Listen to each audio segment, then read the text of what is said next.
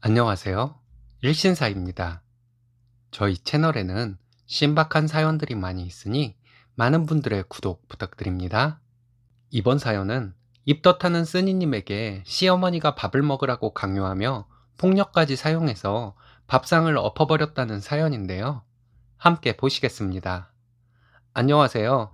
저는 30대 중반 임신 16주차 임산부입니다. 며칠 전에 정말 어이없는 일이 있었습니다. 지금 생각해도 화가 가라앉지 않네요. 시어머니가 차린 밥상을 엎어버리고 난리를 치고 왔는데 그걸로 부족했는지 화가 안 풀리고 있어요. 저와 신랑은 결혼한 지 3년이 되었습니다. 결혼 초부터 참 많은 일이 있었습니다. 제가 30대 초반이고 신랑이 30대 중반의 나이에 결혼을 했습니다. 결혼하고 첫 주말에 시댁에 갔을 때부터 저에게 얼른 아이를 가지라고 말씀하셨어요. 처음에는 저희가 둘 다 나이가 있다 보니 시어머니께서 그런 말씀을 하시나 보다 했습니다. 그런데 시어머니는 아이를 빨리 가지라는 말을 볼 때마다 하고 전화로도 매일같이 말하셨어요. 신랑이 있을 때는 전혀 그런 말씀 안 하셨습니다. 신랑은 저런 엄마 밑에서 어떻게 저런 아들이 나왔나 싶을 정도로 이성적인 사람이거든요. 시어머니가 쓸데없는 잔소리를 하거나 하면 신랑이 엄청 뭐라고 했습니다. 그래서 그런지 시어머니는 신랑이 없을 때나 전화로만 저에게 지겹게 잔소리를 하셨죠. 저희 시어머니는 이상한 시어머니이기도 하지만 못된 시누이이기도 해요. 시어머니는 형제 많은 집의 둘째 딸인데 60대 초반의 나이에도 시외가에서 시누이 짓을 하는 것을 몇 번 봤습니다. 신랑 말로는 시외할아버님이 재산이 좀 있으신데 딸들보다 아들들에게 재산을 좀 더 주신 것이 시어머니는 항상 불만이라고 하더라고요. 저희 시어머니는 본인의 부모님인 시외조 부모님께 찾아가서 행패를 부린 적도 몇 번 있었다고 합니다. 큰 시외삼촌 댁에 방문을 했을 때 다른 외삼촌들도 계셨는데 외숙모님 두 분이 저에게 농담식으로 왜 니네 시어머니는 우리 어머님 며느리들은 못 살게 굴고 자기 며느리에게는 관대하니? 라는 말씀을 하셨어요. 시외숙모들이 그런 말씀을 하신 이유가 제가 설거지를 도와드리려고 했는데 저희 시어머니가 외숙모들에게 니들이 할 것이지 왜 저를 시키냐고 소리를 지르고 그랬거든요. 시어머니의 그런 모습을 보면서 시어머니가 웬일로 내 편을 들까 하는 의문도 들었습니다. 시외삼촌들이나 시외숙모들은 참 좋은 분들이세요. 시외숙모들이 말씀하신 것에 저는 저희 어머니 저랑 둘이 있을 때는 전혀 관대하지 않아요. 라고 농담 반 진담 반으로 대답해 드렸는데 시외숙모들은 그렇겠지. 네가 못 모르고 시집 온 거겠지. 그래도 땡땡이가 잘생기고 똑똑하니까 중간에서 잘 할 거야. 아마 지 엄마를 안 보면 안 봤지. 지 마누라 고생시키지는 않을걸? 이러시더라고요. 맞는 말씀이라는 생각이 들기는 했습니다. 어쨌든 이날 시어머니가 시외숙모들에게 화를 내며 저에게 설거지 시키지 말라고 하셨던 것은 제가 예뻐서가 아니라 본인 올케들이 미워서 화를 냈던 것 같은 느낌이었어요. 또 한 번은 시외가에 갔는데 막내 외삼촌이 시이모들과 농담을 주고받는 중에 시어머니가 갑자기 나서서는 막내 외삼촌에게 너는 말을 그따위로 하니? 라고 하더니 하여튼 내 동생 새끼들은 싸가지들이 없어서 이러시더라고요.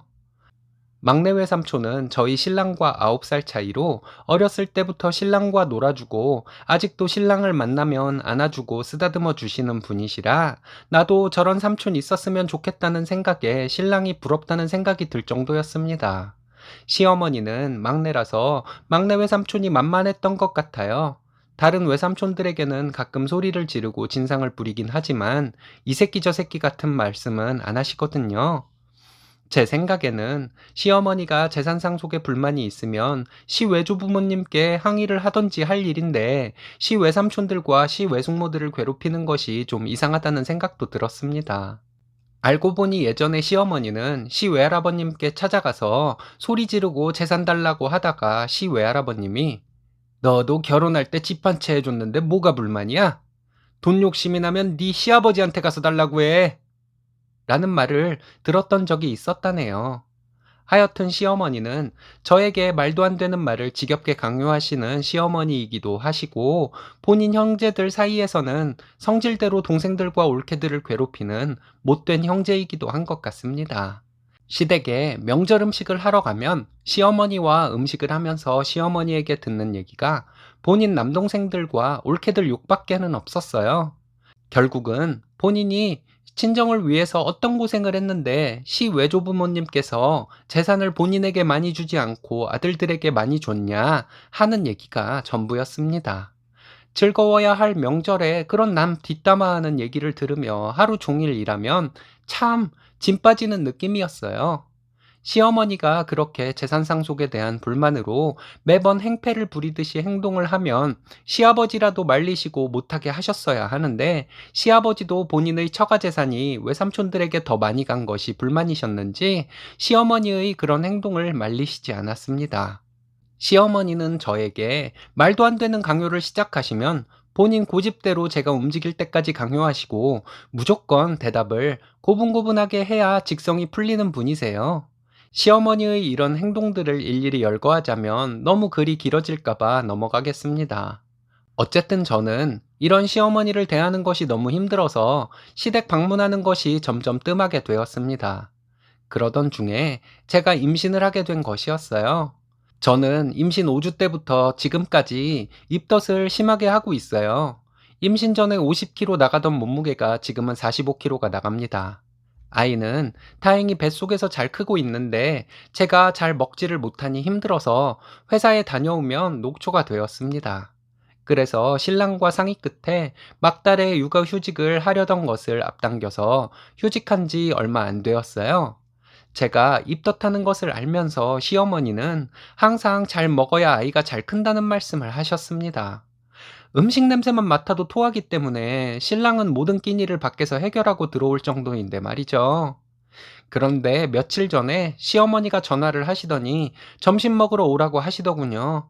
저는 어차피 음식을 못 먹으니 주말에 신랑과 간다고 해도 얼굴을 까먹겠다느니 하며 섭섭하다는 식으로 여러 번 전화를 하셔서 택시 타고 시댁으로 갔습니다. 시아버님도 휴무라서 댁에 계시더라고요. 들어가자마자 찌개 냄새에 속이 뒤집히는 것 같았지만 참고 웃으면서 들어갔습니다. 보자마자 시어머니는 "너무 말랐다. 참고 먹어야 아이가 잘 큰다." 이러면서 잔소리를 계속 하시더니 밥상을 차리시고는 얼른 와서 먹으라고 하시더라고요. 저는 밥상에 있는 음식을 보자마자 화장실로 달려가서 계속 토했습니다. 토하고 있는데 시어머니가 따라와서는 제 등을 세게 퍽 소리가 나도록 때리시더군요. "임신은 너 혼자만 하냐? 내가 너 먹이려고 상 차린 줄 아냐? 뱃속에 내 손주 먹이려고 차린 거다." 이러면서 빨리 나와서 먹으라고 제 손목을 잡아 끌더라고요. 토하면서 나온 눈물 콧물을 제대로 닦지도 못했는데 시어머니는 저를 끌어다가 밥상 앞에 앉히더니 유난 떠네 어쩌네 하시고 계시고, 시아버지는 인상을 쓰시며 밥상 앞에 앉아 계셨습니다. 계속되는 시어머니의 잔소리에 너무 화가 나서 제가 밥상을 시어머니 쪽으로 엎어버렸습니다. 정말 저도 순간 제정신이 아니었어요. 그리고 저는 시어머니에게 "나한테 뭐 하는 짓이냐고, 왜 힘들어서 쉬고 있는 사람을 불러내서 고문을 하냐고" 했더니 시어머니는 오냐오냐 했더니 미쳤다고 몸을 바들바들 떨며 때릴 것 같더라고요. 때릴 테면 때려보라고 하며 신고하겠다고 했습니다. 시아버지는 말리는 신용이나 하고 있었어요.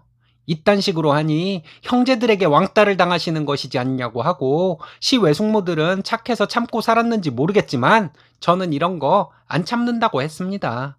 시어머니는 갑자기 깔깔거리고 웃더니 "안 참으면 니까짓 게 어쩔 거냐고" 하더군요. 어쩌긴 뭘 어쩌냐고, 큰아들은 없는 셈 치고 사시게 만들어드린다고 하며 앞으로 자식은 중국에서 살고 있는 시동생 하나밖에 없다고 생각하고 사시라고 하며 웃어드렸습니다. 그리고 뜨거운 국물에 데이셨을 텐데 끝까지 웃음 잃지 않고 대해주셔서 감사하다고 하고 나와버렸어요.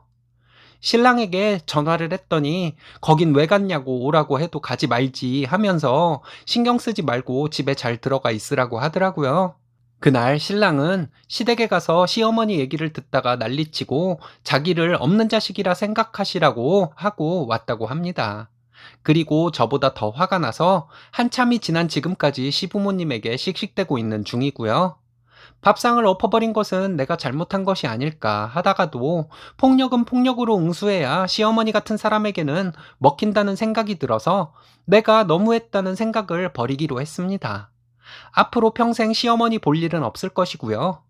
저도 저지만 이딴 식의 행동을 시외숙모들에게도 참 많이 했을 텐데 시외숙모님들은 시어머니의 이런 진상짓을 어떻게 참고 사셨는지 모르겠어요. 시어머니는 본인이 부모님에게는 못된 딸이고 올케들에게는 못된 시누이이고 며느리들에게는 못된 시어머니라는 사실을 혼자서만 모르고 있는 것 같습니다. 아직도 분이 안 풀리기는 했지만 시일이 지나면 마음 약해져서 다시 시어머니와 왕래를 하게 될지 몰라 많은 분들 앞에서 절대 마음 약해질 일 없을 것이라는 다짐을 하기 위해 글을 적어 일신사에 보냅니다. 긴 글 읽어주셔서 감사합니다. 그렇겠죠. 못된 딸이 못된 시누이가 되고 못된 시어머니가 되는 것이겠죠. 시아버지는 처가재산이 탐나서 시어머니의 못된 짓을 오히려 부추기지 않았나 싶습니다. 참 유유상종이네요. 쓰니님, 정말 잘하셨습니다. 절대 마음 약해지지 마세요. 오늘의 사연은 여기까지입니다.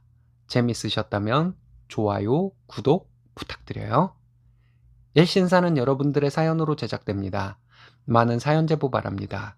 여러분들의 사연은 아래 메일 주소로 부탁드려요.